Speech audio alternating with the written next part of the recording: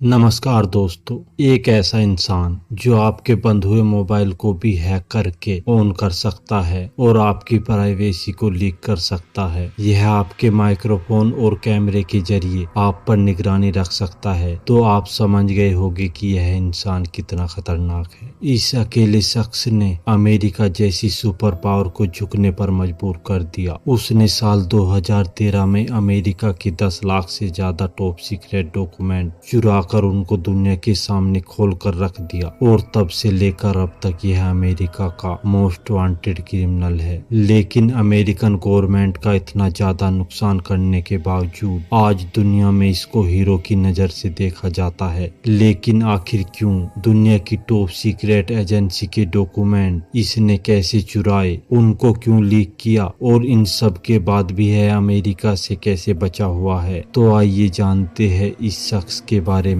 6 जून 2013 की सुबह का सूरज अमेरिकन गवर्नमेंट पर बहुत बड़ी मुसीबत लेकर आया। होता यूं है कि द गार्डियन और द वाशिंगटन पोस्ट पे खबरों की एक सीरीज पब्लिश होती है जिसमें एनएसए यानी नेशनल सिक्योरिटी एजेंसी के टॉप सीक्रेट डॉक्यूमेंटों का कच्चा चिट्ठा मौजूद था। इन डॉक्यूमेंट में न सिर्फ अमेरिकन बल्कि पूरी दुनिया के मोबाइल यूजर्स को हैरानी में डाल दिया जब उनको यह मालूम पड़ा कि अमेरिकन गवर्नमेंट चुपके से हर मोबाइल यूजर पर नजर रख रही है। इन डॉक्यूमेंट में एनएसए के सीक्रेट प्रोग्राम प्रिज्म को एक्सपोज किया गया था। यह एक ऐसा प्रोग्राम है जो यूएसए गवर्नमेंट को गूगल, एप्पल और फेसबुक के जरिए पीछे से किसी भी यूजर के प्राइवेट डाटा तक पहुंचाता है। इसके बाद इनके पास एक सीक्रेट कोड है जिसके जरिए वह करोड़ों राइजन कस्टमर का डाटा भी एक्सेस कर सकते हैं। राइजन अमेरिका में मोबाइल ऑपरेटर है जैसे इंडिया में जियो, एयरटेल। इसके बाद लीक किए गए डॉक्यूमेंट में प्रेसिडेंट ओबामा की तरफ से 18 पन्नों का एक मेमो भी मौजूद था जिसमें वह इंटेलिजेंस ऑफिसर से उन देशों की लिस्ट मांग रहे हैं जिन पर साइबर अटैक करना है। और यह तो सिर्फ लीक डॉक्यूमेंट की शुरुआत थी। नेशनल सिक्योरिटी एजेंसी ने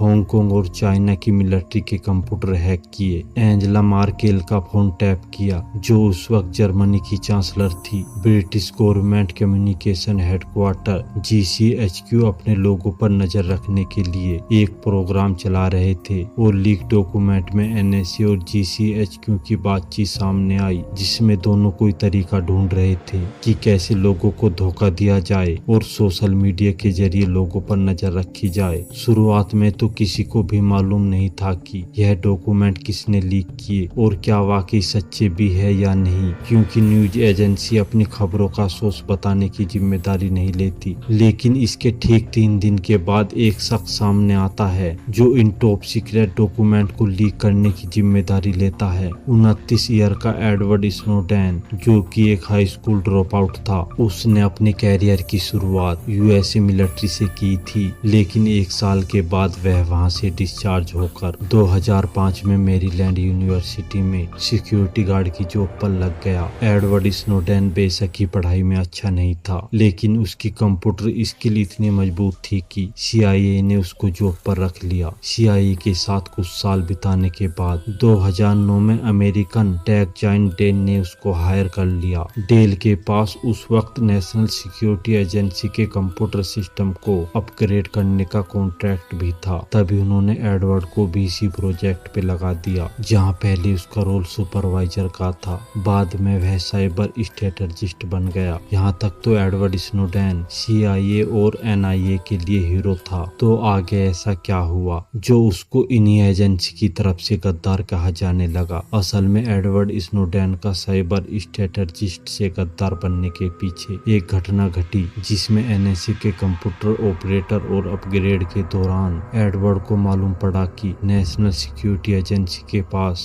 किसी भी मोबाइल यूजर का पर्सनल डाटा एक्सेस करने की पावर मौजूद है। उसने कुछ रिकॉर्ड भी देखे जो पहले उसको लगा कि शायद यह इंटरनेशनल क्रिमिनल्स के रिकॉर्ड है, लेकिन असल में है क्रिमिनल्स नहीं बल्कि अमेरिका के अपने ही लोग थे उसी दौरान अमेरिका की कांग्रेस में इंटेलिजेंस के मुद्दे पर एक बहस चल रही थी। रॉन वाइडन, जो कि एक अमेरिकन पॉलिटिशियन है, उन्होंने भरी कांग्रेस सभा में नेशनल सिक्योरिटी एजेंसी के डायरेक्टर जेम्स कैपलर से एक सवाल किया कि आपकी एजेंसी अमेरिकन का डाटा इकट्ठा करती है या नहीं। कांग्रेस का यह सेशन नेशनल टेलीविजन पर भी ब्रॉडकास्ट हो रहा था। जेम्स कैपलर ने करोड़ों लोगों के सामने बोला, नहीं, हमारा काम सिर्फ फॉरेन इंटेलिजेंस है। एडवर्ड स्नोडेन उस वक्त टेलीविजन पे अपने डायरेक्टर को साफ साफ झूठ बोलता देखकर हैरत में पड़ गया। उसको इतना गुस्सा आया कि 3 दिन के बाद उसने डेल की जॉब छोड़ दी, जहाँ से वह सालाना $2 लाख कमा रहा था। 2013 में उसने डेल को छोड़कर बुज हेलन हैमिल्टन को ज्वाइन किया,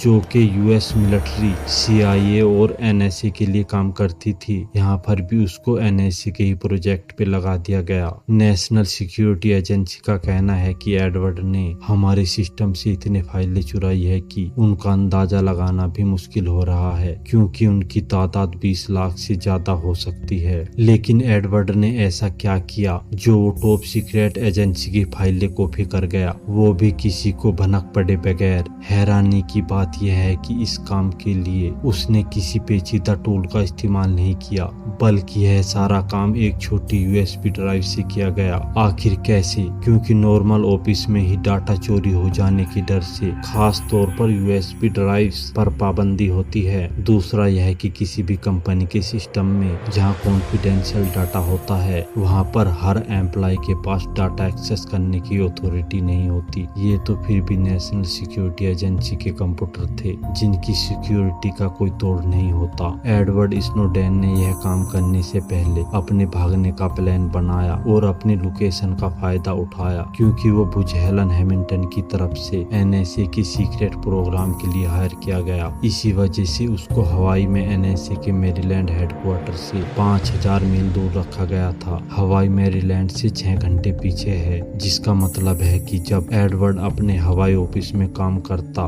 उस वक्त तक NSA के हेडक्वार्टर से सब चले जाते थे। दूसरा फायदा यह था कि उसको NSA हेडक्वार्टर के सर्वर तक थिंक क्लाइंट सिस्टम के जरिए परमिशन हासिल थी, जो कि असल में आउटडेटेड था। तीसरा फायदा यह है कि एडवर्ड खुद वहां सिस्टम एडमिनिस्ट्रेटर था, यानी उसकी प्रोफाइल की हाई सिक्योरिटी क्लियरेंस थी, जिससे उसके पास ज्यादा राइट्स थे, यानी वह बिना नजरों में आए किसी भी सिस्टम से डाटा कॉपी कर सकता था। बस इस चीज का फायदा एडवर्ड स्नोडेन ने उठाया और बिना नोटिस हुए 5000 मील दूर से ही 20 लाख से ज्यादा फाइलें कॉपी कर ली। हवाई ऑफिस में सिर्फ 4 हफ्ते काम करने के बाद एडवर्ड ने NSA की करतूत दुनिया के सामने लाने का फैसला किया। उसने तमाम डॉक्यूमेंट USB ड्राइव में कॉपी किए और बड़ी ही चालाकी से वह ड्राइव सिक्योरिटी गार्ड से छुपा कर बाहर निकला और बीमारी का बहाना बनाकर छुट्टी कर ली। उसने अपना नंबर भी ऑफ किया और सीधा हवाई से हांगकांग चला गया। लेकिन जब अगले कई दिनों तक वह वापस नहीं आया और ना ही उसका नंबर लग रहा था, और वह उसको ढूंढने में लग गए। हांगकांग पहुंचकर वह कुछ भरोसेमंद जर्नलिस्ट से मिला, उनको डॉक्यूमेंट दिए और फिर वही डॉक्यूमेंट अगले दिन दुनिया की हेडलाइन बन गए। एडवर्ड स्नोडेन के लीक की गई डॉक्यूमेंट ने दुनिया भर में NSA के सीक्रेट पावर पर नई बहस छेड़ दी। इस पर सरकारी प्रॉपर्टी की चोरी, नेशनल सिक्योरिटी के सिस्टम में बगैर परमिशन के घुसने और टॉप सीक्रेट इंफॉर्मेशन अनऑथोराइज्ड लोगों तक पहुंचाने का इल्जाम लगाया गया। साथ ही अमेरिकन गवर्नमेंट ने हांगकांग से मांग की कि एडवर्ड को हमारे हवाले किया जाए, लेकिन वह भी अपना हर कदम पहले से ही प्लान करके बैठा था। तब तक वह जहाज पकड़कर रसिया चला गया, जहां शुरू में उसको असाइलम मिला और फिर सितंबर 2022 में पुतिन ने उसको रूस सिटीजन दे दी। तब से लेकर अब तक एडवर्ड के इंटरव्यू दे चुका है, जिसमें उसने बताया कि कैसे हमारे मोबाइल फोन हमारी ही जासूसी करते हैं। उसने नोजी स्पर्म नामी एक टूल का जिक्र किया, जो हमारे फोन के माइक्रोफोन का एक्सेस सिक्योरिटी एजेंसी को देता है, जिससे वह आसपास की आवाज बिना किसी रुकावट के सुन सके। कुछ लोग एडवर्ड स्नोडेन को गद्दार समझते हैं, जबकि कुछ का मानना है कि वह एक हीरो है, जिसने NSA का असली चेहरा दुनिया के सामने बेनकाब किया। तो दोस्तों, एडवर्ड स्नोडेन की कहानी ने हमें सरकारी निगरानी और पर्सनल प्राइवेसी के मुद्दे के बारे में सोचने पर मजबूर किया है। आप इस बारे में क्या सोचते हैं, मुझे कमेंट में जरूर बताइएगा। वीडियो को लाइक, शेयर और चैनल को सब्सक्राइब सब्सक्राइब करना ना भूले। तो मिलते हैं अगले वीडियो में, तब तक के लिए धन्यवाद।